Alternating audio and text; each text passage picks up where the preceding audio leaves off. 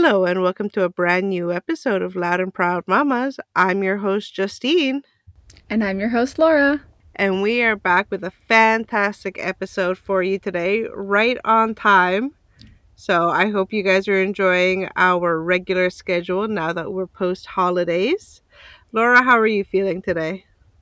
I'm doing great. I had a super productive day. It was one of those days where I made a to do list and then I just got one after the other done, and it just left me feeling like I could use a really big nap, but I also had a good sense of accomplishment. So I'm in good spirits today. How you doing? I'm glad you're feeling good. I did take that nap. I had a 2 hour nap today with my son. Just conked out completely, drool coming out of one side of my mouth. Oh yeah, those are the good naps. Those are the real Mm. real good naps. I'm not feeling well today, but we're powering through just for you listeners. Oh, well, I'm glad you're still here to talk. Speaking of powering through, my goodness, what is going on with this winter weather, eh? Oh, I know. It was starting to warm up there for a minute, and I was like, okay, I can deal with this. I can deal with this. And then, bam, more snow, more ice, more cold. I know, like, look, I last episode we talked about how I'm a big winterhead, and it's true. I love big fluffy snowflakes.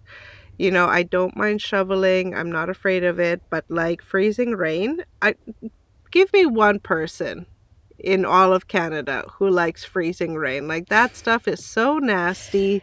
You go through a whole bag of salt, just salting everything, and it's horrible. You should see my street. Like I could go skating on it right now. Yeah, and to get real here for a second, every winter I definitely feel the seasonal affective disorder effects hit in. I love that the acronym is SAD, sad, because Yeah. I do get a little sad in the winter. And right around this time, every year, something comes over me. Uh, I get a little possessed, and then next thing you know, I've booked a flight somewhere warm. And it's just happened. So we just did that a few days ago, and we're going to take an Congrats. impromptu trip to the Dominican Republic. So we'll be talking That's about so some. exciting. I'm so excited. It's coming quick, so we're leaving next week. So it was really, really fast. But that's how you get those last minute deals. And we've roped the grandmas to go with us. So we'll have some free babysitting, which will be great. And lots of preparation to do. So there's lots to do. We'll talk more about that in a little bit. But Wonderful. That sounds honestly so fun. I hope you have a great time. thank you. I hope you guys enjoy some beach time. You guys enjoy some good food, some grandma time. I bet you're going to have a great time. I think so. I think it's going to be really good for us. And it definitely will help me deal with this winter weather. I find when I go on a little trip in the middle of winter, I come back and it almost like resets me. So it's like Yeah. it's the beginning of winter again. I have a new start, and then it ends a lot faster than had I powered through the whole time. There you go. That's a good tip, listeners. If you are feeling seasonal affective disorder from our long winters here in Canada, consider you don't have to be a full-time snowbird, just a 1 week snowbird.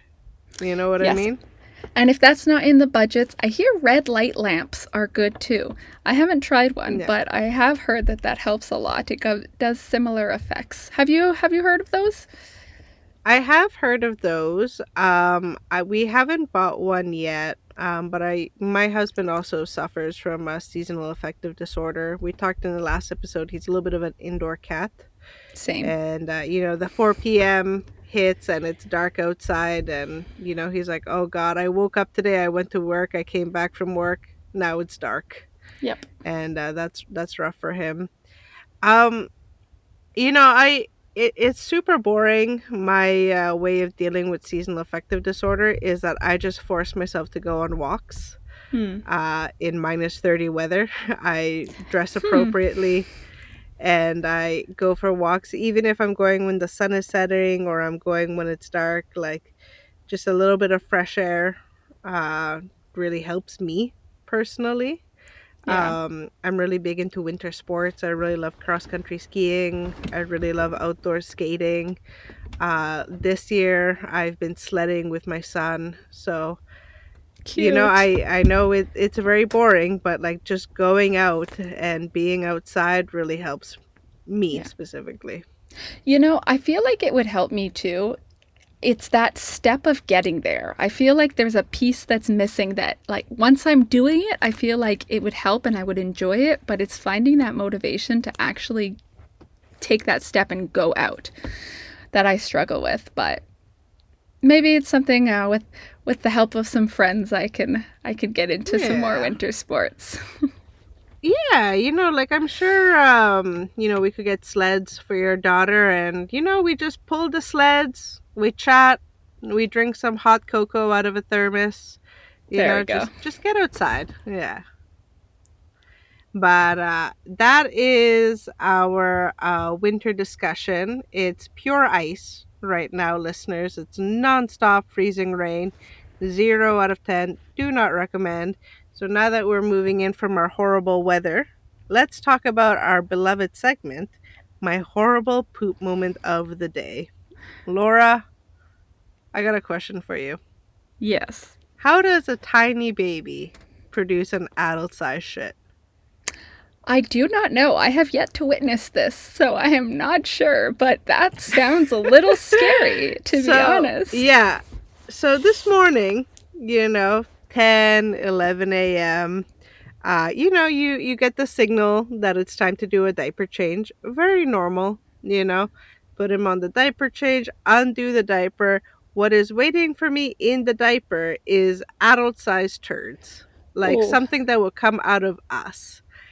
And like like you clean it up, you get rid of it, clean up the baby and everything, but this whole time I'm like, you're 23 pounds. Like how can you be, how can you have that much room in your stomach, in your colon, to wow. produce this? How does this you weren't even constipated. He pooped yesterday. But yeah, adult That's sized turds out of a impressive. 1-year old baby. Wow. Does it feel I a don't little I weird to say a 1 year old baby now that you're freshly in it? Is it like a little surreal or you're like used to It it by now? is. I know I'm not used to it. It's very nice. Um, my husband and I were commenting all the time because we look at his face and we're like, man, he looks like a little boy. Yeah. He stops looking like a baby and he starts looking like a little boy now. Yeah. Same with And our daughter. Yeah. like his personality is really showing. Like um, his favorite game is to pretend to feed us. So we Aw. got a pretend kitchen for him, and he'll like stand up with something in his mouth, like a fork or a spoon or like a fake mustard bottle, and he'll like shove it in our mouths, and he'll like smile at us and be like, "Yeah, that goes in your mouth." And it's his favorite game right now. Aw. That's so cute. Yeah, it's really Yeah. fun to see them. I find there's like an explosion that happens between 1 and 18 months, and then apparently it just keeps going. But like the developmental shifts is just amazing to see them turn into this little new person that they are. Yeah, Yeah. it's pretty cool. What did you notice when your daughter went from a 1-year old? I find the biggest switch for me was when she started walking independently. So that happened like 13, 14 months for her. And Yeah. then I don't know if it was the confidence that came with walking or whatnot, but the way she held herself, the way she presented herself, the facial expressions, like she was just this like new, energized, like confident kid, not a little baby who needed you to carry her around anymore. That's It was fun. pretty cool to see. Yeah. And now the shift, like the 18 month, is like the language boom that we're going through, and every day there's new words, French and English, and I'm Oh, just wow. like, wow, when did you learn how to say this? And like she's starting to combine, like make little sentences, and like saying like no mummy mine, and I got it, and like I'm like, when did you learn how to make a sentence? How are you saying I got it? And it's just so cool. That's really sweet. Yeah, I'm really worried about the language stuff because I hear that I don't know how serious this is, but apparently literacy is dropping. Mm-hmm. The more screen time rises Yep. in North America. And so, we really try to keep the screen time minimum, and we try to read two books a day, one in Mm-hmm. English and one in French. We're doing pretty good with the language. He can say mama, he can say dada, he can say the name of our dog. Aw. Um but yeah, yeah, if I am worried about literacy, Yeah, especially because we're trying to teach two languages at the same time. for sure. Yeah. But yeah, minimum two languages. We got English and French, and then my mom really wants him to speak Spanish because Mm-hmm. her family all speaks Spanish. So like, yeah, it feels like we're cramming a lot of knowledge in that little brain. Yeah. Yeah. It's a lot. I understand that worry for sure. We'd also love if our daughter spoke Spanish too, but I think we're still trying to get to two. So we'll see if we can throw a third in. That would be Do great you though. speak Spanish? I understand it very well. I struggle with my Nice. confidence in Spanish. Yeah. Yeah. So I have good comprehension and I know a good amount of words. I can't roll my R's. And the fact that I sound like a total gringa makes me a little like, I don't know, hesitant to speak. But I find like I used to go traveling quite a bit and when I'm immersed in the language, it comes back easily. Yeah. Mm-hmm. Nice. What about you? Do you speak Yeah, it? I speak Spanish fluently, but the problem is that I learned Spanish from my family. So we speak very informal Spanish. For my francophone Quebec listeners, like in French you have formal and informal. In Spanish, we have that a lot. So I get in trouble when I apply for jobs that require you to speak Spanish because at work you're supposed to speak a very formal Spanish. Mm. And I'm like, ¿qué pasa? ¿Cómo estás? ¿Qué puedo ayudarte? And yeah, so I've been told that my Spanish is aggressively informal because I'm used to speaking to family, right? Yeah, for sure. I wish that my family spoke with me more in Spanish, but yeah, no, they just kind of stick with French with me. Like maybe our kids can practice Spanish together. When they That get would a be little great. older, we'll have like 1 hour a week or something where we're like, all right, we're doing Dora the Explorer in Spanish today. Perfect. Yeah. Sorry, I feel like I've taken us on some side tangents today, but That's cool. It's a jazz journey today, it's a jazz listeners. journey. So now that we've completed one end of our jazz journey, let's start another end of our jazz journey, and that is the topic of sausages. So, as longtime listeners know, I'm a bit of a sausage connoisseur. Maybe some would say a sausage gourmand. Maybe others would say I like to make sausages. It's very fun. I have a meat grinder. I have a sausage stuffer. I have a bunch of different recipes that I'm working on. And you're always trying to perfect. You're always trying to be like, okay, what can I tweak? What can I make better? And for a while when I started, I was using hog casings, which is the intestines of the pig. And they're a little bit, they're not super expensive, but they're a little pricey. They come dehydrated, so first you have to rehydrate them in water, and then because they're dehydrated in salt, you have to open them up and flush them out with water on the inside to get all the salt out. And then after that, you have to put them on the sausage stuffer, and because they're a little delicate and finicky, sometimes they rip and you get a blowout for your sausage. It's annoying. So I decided to switch to collagen casings. Collagen casing is basically a byproduct of getting collagen from skin, usually of the animal. So it's still, part of the pig. But it's a man-made product. It comes dehydrated. It already comes in a tube. And you just slide it on your sausage stuffer. Takes 5 seconds. Spectacular. Very affordable compared to the hog casings, and it It was advertised as no flavor. So here's what happened, Laura and listeners. It is true that there is no flavor, and it is true that it's very easy and very affordable. However, it has a very strong texture. Like, Mm. it's extremely chewy, it's extremely hard to cut through. It's like you bite into it and it doesn't have a snap.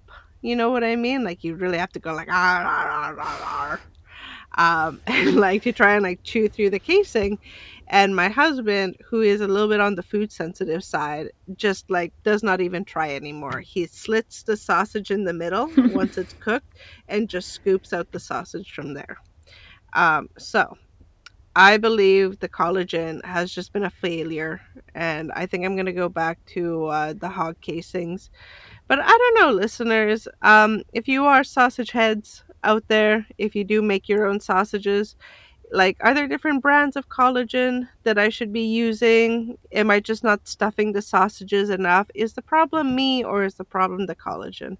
Let me know, listeners. I want to know your opinion. So, I'm not sure if you could tell by my facial expressions, but I did not know that that was how sausages were made. Girl, I've never shown you my step by step process of how to make sausages. No, but maybe don't, because so I used Okay. to be vegetarian vegan for a while, and I need to dissociate a lot when I eat Right. meat, because I eat it because when I was vegetarian vegan, like, I wasn't doing it properly because I hate tofu. Yeah. And so I became anemic. I wasn't getting the proper nutrients. I was vitamin B12 deficient. There was a bunch of stuff. So for health reasons, I, incorporated more meat in my diet. And my wife is an extremely picky eater and a very big carnivore. So because of that, it's just become a staple. But I have to really dissociate and not think about what it is. Because if I do, I get a little queasy. So I'm so sorry. I had no idea. I'm so sorry. that's okay. So I'm like, all right, sausages. I think I'm done with sausages. I think the intestines is a little too far for me. Um, yeah. I think I'm good for the sausages now. Do you want to cut this segment? I'm so sorry, Laura. I didn't mean to trigger anything. No, I think this is really funny. I think it's really funny. I'm okay. No, this is good. This is good. Okay. But would you eat one of my sausages? They're very good. I don't know. I might do the same as your husband and just slit it and then eat the middle and dissociate. Um, even when it comes to meat, I'm very much a chicken, beef, pork kind of gal. Like, I won't try the stuff that, you know, like lamb, veal, I which people might be like, there's no difference, an animal's an animal, but I'm also like, yeah, but I'm desensitized. Well, no, I mean, lamb Yeah. has a smell. Yeah, like lamb has a strong smell. I understand that. And, veal has a different texture than beef. Veal is just a young cow. So, different texture. So I understand, yeah. But I haven't tried them. I Oh, won't try oh, those okay. other ones. Well, Yeah. Because my brain goes, no. so maybe I'm gonna cut this, but I'm gonna tell you my journey. Um, I had a partner for 10 years that we were dating, and he was a vegetarian. And we met while we were in Calgary, and this was in like the early 2010s. And the early 2010s in Alberta, if you were a vegetarian, you had to cook. There was no Beyond Beef back then. There was no Impossible Burger. Um, like you were eating beans and you were eating tofu because you had to eat. And restaurants were kind of a pain in the ass Mhm. because you order a salad, it comes with bacon bits, stuff like that. And Hmm. So we wound up cooking a lot, and that's really how I started my cooking journey, was learning a lot of vegetarian dishes. And that's actually how I first fell in love with Indian food.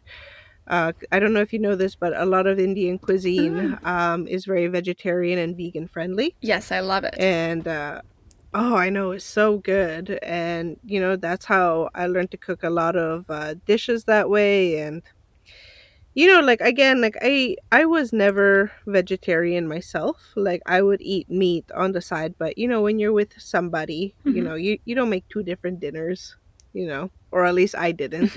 So I ate vegetarian whenever I was with my partner, and there was a significant time of my life. So this is to say that if you want me to make you a vegetarian dish, I know plenty of vegetarian dishes that are very tasty. Perfect. That sounds great. And I do, like I said, because of my wife, I eat meat every day. But Yeah.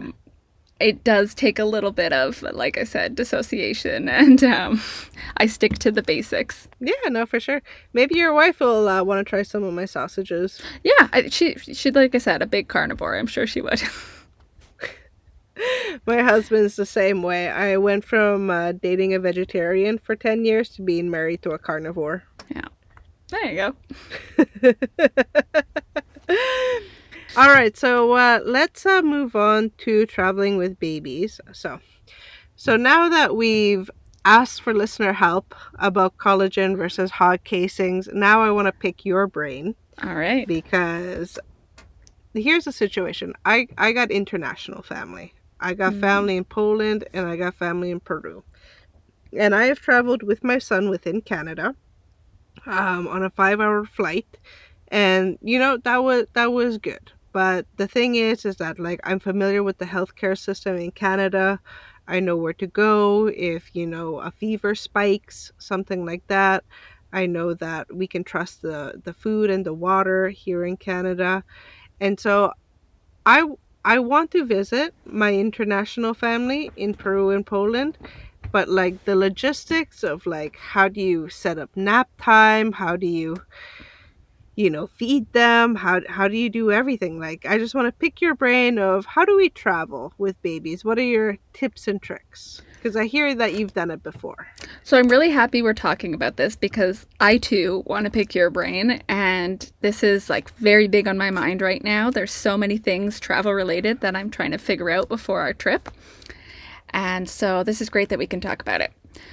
So we have traveled before, but I think the thing with traveling with kids and toddlers is as soon as you do it once, you do it for that age and that stage. The next time you do it, even if you learned a bunch of stuff for that age and that stage, they're not at that age and stage anymore. They're at a new one. So all the things that we experienced last year when we traveled with my daughter when she was 10 months old, that's going to be totally different when we go next week when she's now 19 months old. So I'm also a little bit like, oh boy, how's this going to go? But if we want to talk a little bit about what it was like traveling with a 10-month-old, we did an international flight. So we went from Canada to Portugal, and that was a 6 or 7 hour flight. But the time difference was rough. So I guess if you went to Poland, yeah, It's about a um, 9-hour difference, yeah. yeah. So it would be a similar thing. So we took a red eye. We left at 7 p.m. and we were arriving at 6 a.m. their time, but what would have been 1 a.m. our time. Oh, So wow. So that was really rough because we also only were able to get into our Airbnb for 4 p.m. So we had from 6 a.m. to 4 p.m. to manage with a baby and all our luggage and all our stuff, and it was quite the ordeal, let me tell you. But so at 10 months, the flight itself, leaving at 7 p.m., was pretty good because that meant it was bedtime. So Hmm. the thing that helped us the most was I had two travel essentials that really helped me with her at this this age because she would be traveling on my lap. So I brought my nursing pillow as my personal item on the Yeah. plane, and I put that flat on my lap. And this was like a nice big pillow that made like a nice flat surface that she could lie flat on, so she could be sleeping on that on my lap, and it made it so much more comfortable for me, so much more comfortable for her. It just gave me more room to move around. My daughter is on the smaller side, so maybe that, it did help in that case. But I just remember being so grateful that I had it because it gave me my hands free also. And then the second favorite on flight travel essential I did was my baby carrier. And that was great because when she was, up and fussy, like all I had to do was put her in that and walk up and down the aisle a few times. She fell right asleep, and then she stayed put in that spot, so I could doze off with her in there.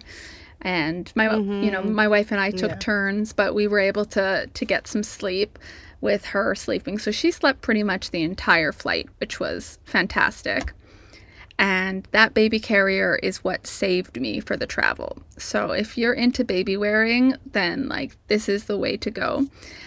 It was really easy for me because my daughter could stay in it. She could nurse right in there, and then she'd fall asleep. So she'd eat and sleep in there, and then it was just so easy. That's everywhere we went. She'd have her naps on me. She'd, we didn't have to bring any bottles, thankfully, because she was just nursing.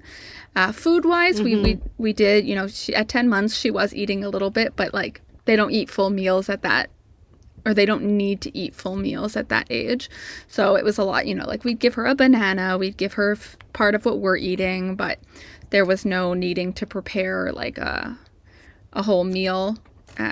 So it was pretty easy overall, our travel with her. I'm more worried now at this age, at 19 months, of what this is going to be like on the plane. Um, Yeah. More energy.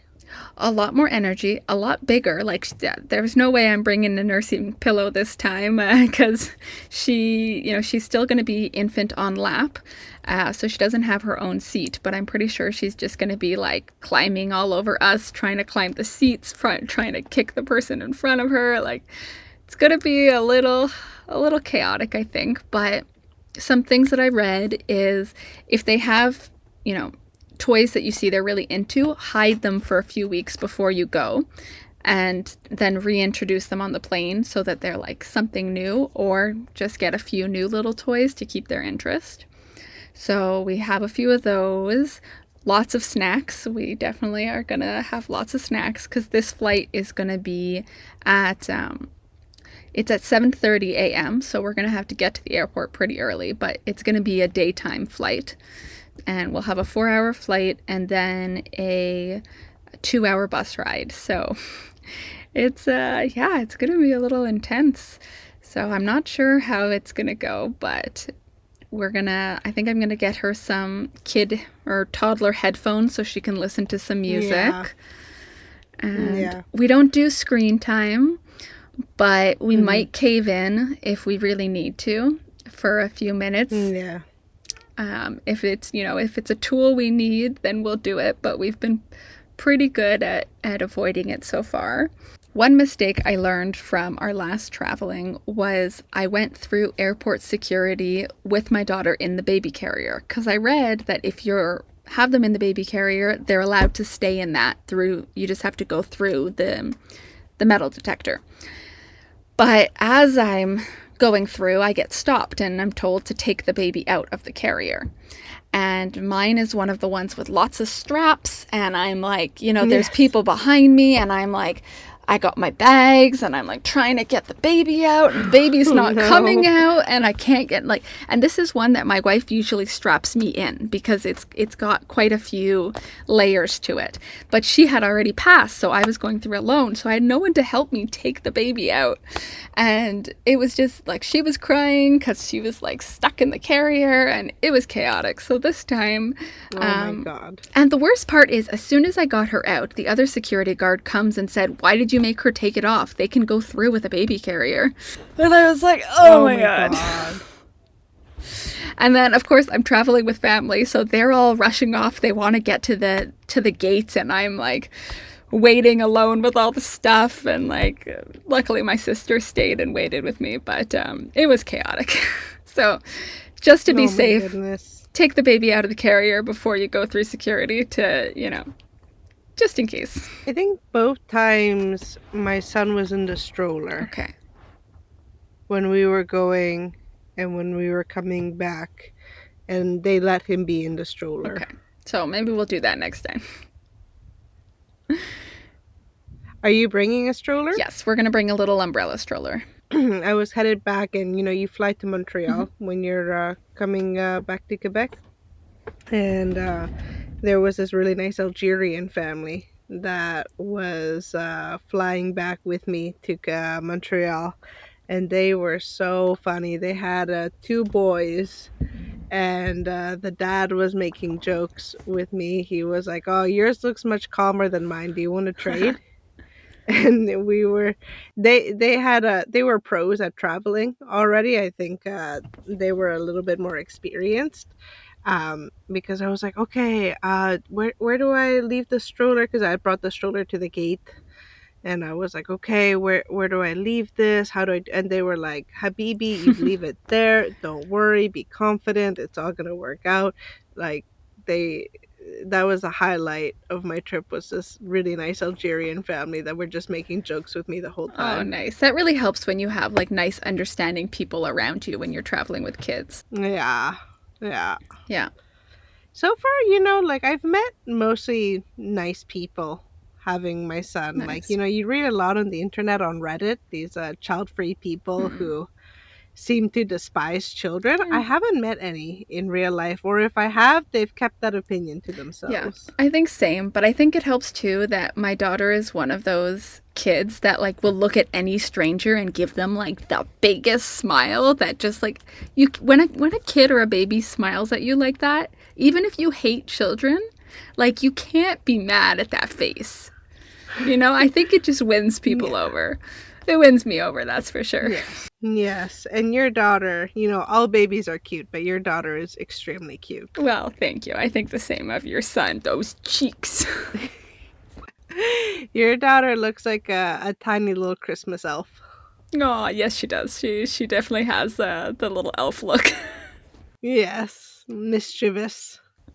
Last Christmas, we had a full elf get up for her, and like, yeah, with the little Ah, hat, and then we poked her ears out of the hat, and it was oh my oh goodness. So, how are you handling healthcare in the Dominican Republic? Like, how does that work when you need to see a doctor when you're out of Canada? Because that's the part that makes me the most yes. nervous. So we have private insurance, and that covers traveling. So that's what I'm kind of feeling, I have that as coverage. And I'm a little more secure because I'm going to an all inclusive resort. So we're not just traveling um, out and about. So there's usually a medical like center on the resorts, and if not, they will help you coordinate to see a doctor if you need. And because we're only going for 7 days, like I'm not too worried about something happening. Mm-hmm. If we were going off into the city and not staying just at Airbnbs or whatnot, maybe I would look into it a little bit more. But even when we went to Portugal, like luckily we didn't need any doctor or healthcare. We were all okay. But if you have private insurance, then usually you can just go to a doctor or a hospital, and it will be covered by the Mm-hmm. insurance. Um, Mm-hmm. so I don't know. It's not something I've given too much thought about. I wish I had more tips to or more suggestions for you. But what can I ask? What it is that like what is it that makes you nervous about this? It's just I've never left the country with Yeah. my kids, and both sides of the family are just chomping on the bit to see the little boy. So I know that I'm gonna have to do it sooner or later. It just, makes me nervous if something goes wrong. I'm not sure Yeah. necessarily how we would handle it, but I think it's like you said, like, you just kind of prepare the best you can and just figure it out as you go. A positive in your situation is that you have family that live there. So they Yeah. know the healthcare system, they know doctors to recommend, they know which hospital they would go to. You know, you're not just in a foreign country with people you don't know that you have to Google the closest hospital and you don't know if it's safe or Hmm. secure. Like you have people that you can go with that can help you navigate the system. So I think that that's definitely something in your favor that can, hopefully it doesn't, you don't need Yeah. it, but I'm gonna have to do it sooner than later.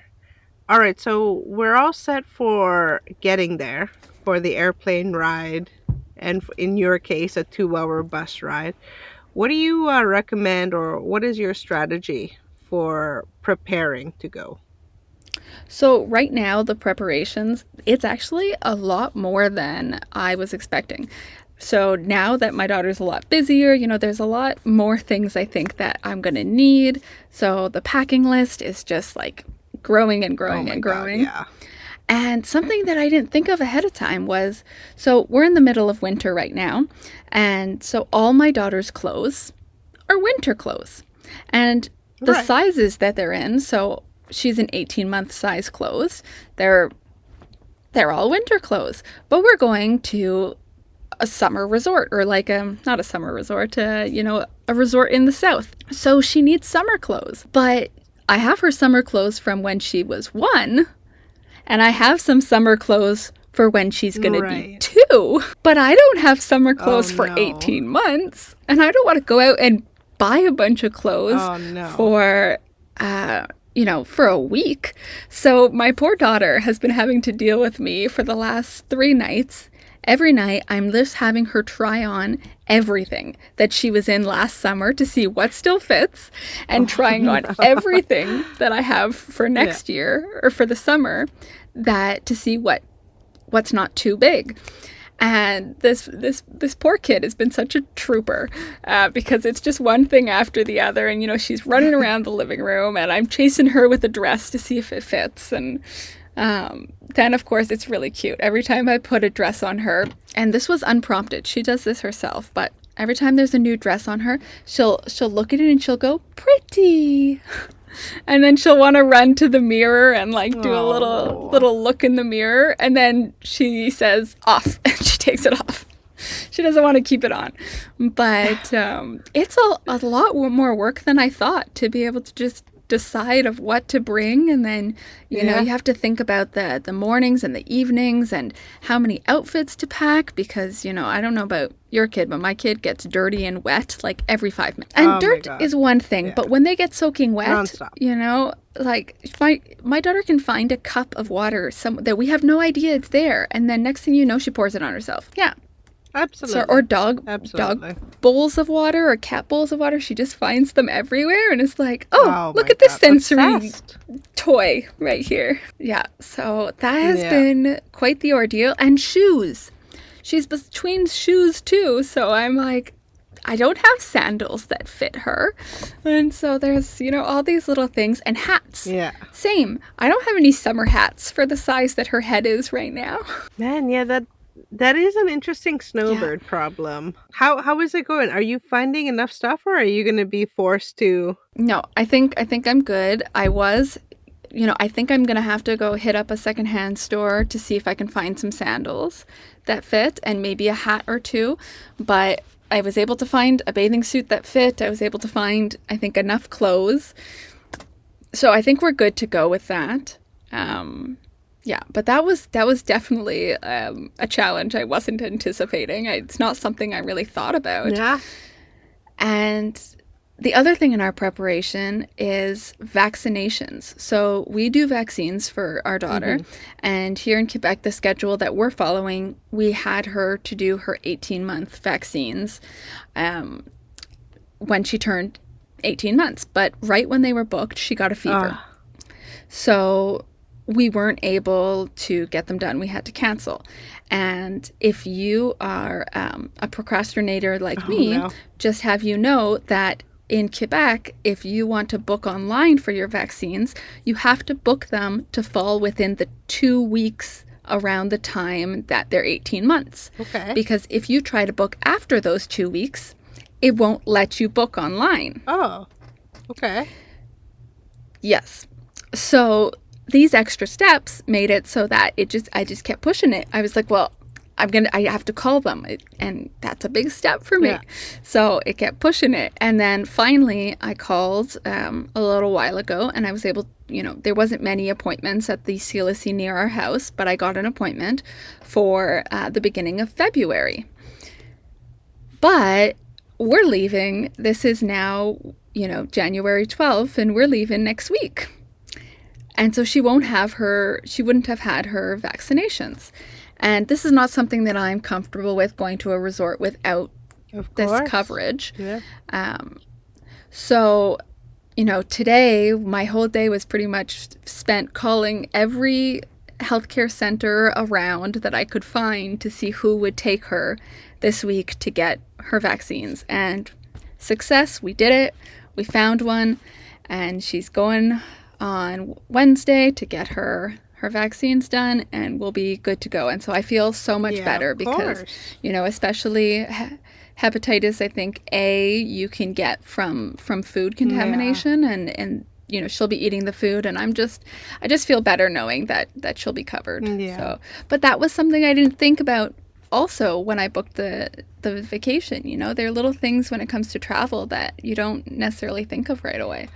Yeah, it's a lot of logistics nonstop. Yes, that's for sure. But I think it's definitely going to be worth it. I think you're going to have fun. I hope to see a lot of cute photos. Yes, and when we're back, we'll have to talk about what it's like to have a toddler on a resort. I'll give you all the details. Yeah, that does sound like a nice thing. I wonder if my husband would be interested in a little resort vacation one day. Yeah, I'm a big off-resort type traveler. Like, I do like going off the beaten track, but there's something that is so nice about knowing that you pay what you pay up front. You don't have to worry about things. Food is going to be there, drinks are going to be there, especially with a busy toddler. There's a place that you can just sit down, enjoy, watch them run around, have the beach, have the pool. There's something nice about the contained chaos. Especially when you have a very energetic 18-month-old. Yes, she is. That's for sure. All right, so listeners, I hope you are all going to wish best of luck to Laura as she embarks on an out-of-country adventure. And yeah, so we're going to wrap it up with our last topic of the night. And I want to bring a little bit of gay content to our gay podcast. Yeah, that's right. There hasn't been too much, eh? It doesn't come up as much. Like you occasionally talk about your wife. I occasionally talk about my husband. I don't know, listeners, if you are just listening to this episode for now, maybe you don't even know why I count as a gay podcaster. My husband's trans, I'm queer. But yeah, this is a gay podcast. And let's talk about something gay. Surprise! Let's talk about something gay. Let's talk about gay childhood crushes. Oh. Cast your mind back to a few years ago. Not too many years, but a few years ago. Do you remember who were your first couple gay crushes? Okay, so one of them was Elliot Page. Of course. Yes, and the other, of course, was Ruby Rose. Who's Ruby Rose? She's a DJ, what? Right? No, she's a DJ, something like that? She's an actress, but I think she does music too. I hope I got the name right. Maybe I got it wrong. What is she in? Pretty sure. Yeah. Okay, she's in Orange is the New Black and quite a few other stuff. But if you look her up, you'll be like, oh yeah, she's got the short hair and all the tattoos. Oh yeah, okay. And I know your type. Oh, whew. Yeah, I mean, you've seen my wife, so yeah. you see where the connection is. Yeah, no, I see the connection. Yeah, that's definitely my type. Yeah. Ooh, I just looked at a picture and I'm like turning red here. Back in Calgary, we called this type of lesbian an LA dyke. I don't know why. Oh, okay. We didn't know anyone from LA. There was no LA lesbians in Calgary in the early 2000s. But yes, this kind of look in Calgary was known as the LA dyke look. I always knew it as the stud. The stud, interesting. For us, Yeah. stud was a little bit more masculine. Really? Okay. So would this be STEM for you? Because I've heard STEM is a little more feminine. Like it's like a stud and a femme So, did you combined. ever watch The L Word? Yes. So this Yes. for the Ruby Rose look looks very similar to the Shane look from Yes, yes. The Shane look. Oh, yeah. yeah. So when I was an up and coming young queer in Calgary, Alberta, I was in a drag king troupe, and so I never told you this. No, you did not. What? Yeah, I used to be a drag king, and so I'm sure drag queens will tell you the same thing, but something about drag kings is that it attracts a certain kind of person who thinks a lot about Interesting. gender to begin with. And so there's a higher proportionate amount of trans men in drag king circles, or at least there was in my circle. So for me, when I was around more masculine queers and more masculine dykes, it was a little bit more of the bull dyke Yep. image, if you know what I mean. Yeah, yeah. So for us, that's what we would have called a stud. Oh. But Okay. Yeah, that's not what like the Shane look is very popular. I always thought of a stud, but that makes sense. Okay. But the Shane look is very popular. Like we had a couple of Yeah. lesbians in the bars who looked like that, and they had no troubles. It's a good look. It is a good look. It is a good look. So for me, growing up, I had a big crush on Katie Lang. You know Katie Lang? I do not, but I'm going to look this up now. Like Katie. No, so it's K, like K for Catherine, D for Delta, Okay. and then Lang. Okay. Oh, yeah. There we go. Okay. Okay. Oh, yeah. I see your type. You see my type, yeah. So she's an Albertan singer. Had a big crush on her growing up. She was an openly gay singer in Alberta, which, very brave to do.